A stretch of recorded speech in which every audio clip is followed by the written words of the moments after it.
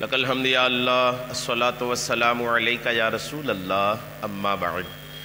سلسلہ ہے ناظرین کے سوالوں کے جواب دینے کا۔ ناظرین ہمارے ویڈیوز کے کمنٹس میں اپنے سوالات کو لکھتے ہیں، ہم ان کے سوالوں کے جوابات قرآن و حدیث اور دیگر کتابوں کے حوالوں سے پیش کرنے کی سعادتیں حاصل کرتے ہیں۔ دیگر ناظرین سے عرض ہے کہ آپ بھی سوالات کو، معاملات کو، خوابوں کو کمنٹس میں ضرور لکھا کریں، انشاءاللہ ہم آپ کو بھی آپ کے سوالوں کا جواب پیش کرنے کی سعادتیں حاصل کریں گے۔ ہمارے ناظرین میں سے کنہوں نے سوال کیے ہیں ذوالحجۃ الحرام کے فضائل اور برکات کے تعلق سے۔ ذوالحجہ کا جو مبارک مہینہ ہے، جس مہینے میں حج کی مبارک عبادت بھی ادا کی جاتی ہے، اس مہینے کے فضائل اور اس کی برکتیں آپ نے سوال کیا ہے، میں انشاءاللہ جواب پیش کر رہا ہوں۔ اس مبارک مہینے کی کیا برکتیں ہیں، کیا فضیلتیں ہیں، آقا کریم علیہ السلام نے اپنی مبارک زبان سے اس مہینے کی کیا برکتیں ارشاد فرمائی ہیں، آپ توجہ کے ساتھ سننے کی سعادتیں حاصل کیجیے۔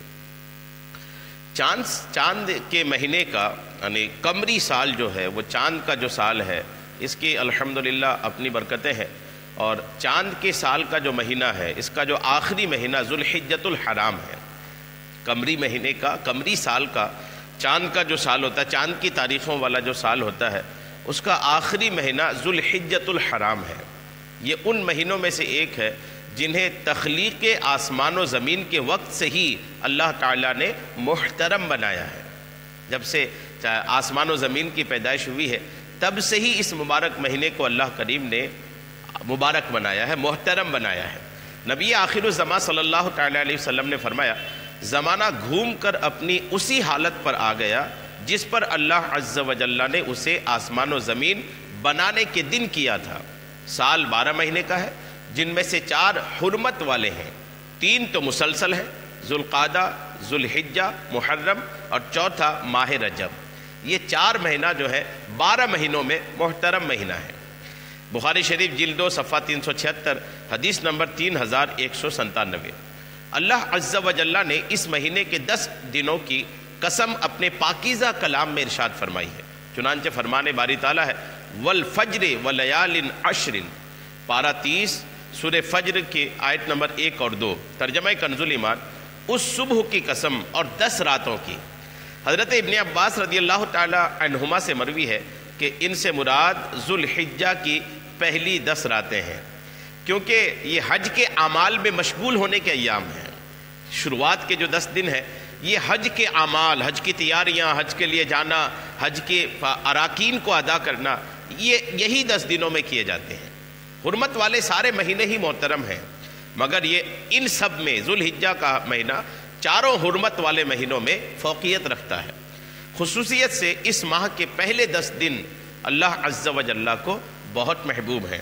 حضرت کعب رضی اللہ تعالیٰ عنہ فرماتے ہیں کہ اللہ تعالیٰ نے زمانے کو چنا تو سب سے زیادہ محبوب اللہ تبارک و تعالیٰ نے حرمت والے مہینوں کو رکھا۔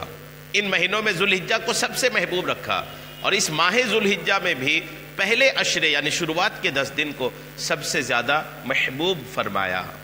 لطائف المعارف صفحہ 467 پہ یہ روایت موجود ہے۔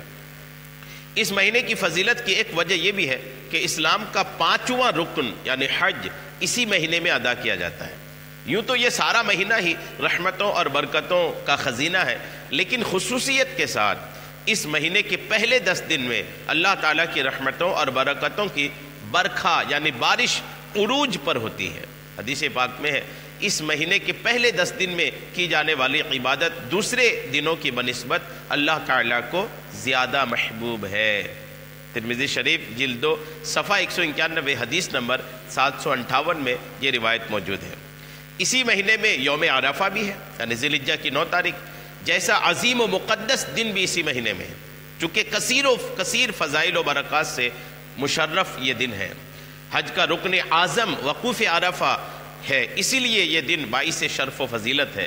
9 ذوالحجہ کی تاریخ حج کا جو سب سے اہم رکن ہے، حاجیوں کو جو سب سے بڑا کام کرنا پڑتا ہے عرفہ میں ٹھہرنے کا، وہ ذوالحجہ کی 9 تاریخ کو ہی ہے۔ حدیث پاک میں اللہ تعالیٰ یوم عرفہ سے زیادہ کسی دن جہنمیوں کو جہنم سے آزاد نہیں فرماتا۔ مسلم شریف صفحہ 540، حدیث نمبر 3288 ہے۔ خصوصی اہمیت و فضیلت کے حامل اوقات و لمحات کی ہر مسلمان کو قدر کرنی چاہیے۔ اور انہیں عبادت و ریاضت، توبہ و استغفار اور تسبیح و تحمید جس پر بسر کرنا چاہیے، اور ان مبارک لمحات میں ہر طرح کی گناہ اور نافرمانی اور معصیت سے بندوں کو بچتے رہنی چاہیے۔ الحمدللہ اللہ کریم ہم سب کو ذوالحجۃ الحرام کی خوب برکتیں عطا فرمائے، ذوالحجۃ الحرام کی خوب فیض عطا فرمائے، آمین بجاہ النبی الامین صلی اللہ تعالی علیہ وسلم۔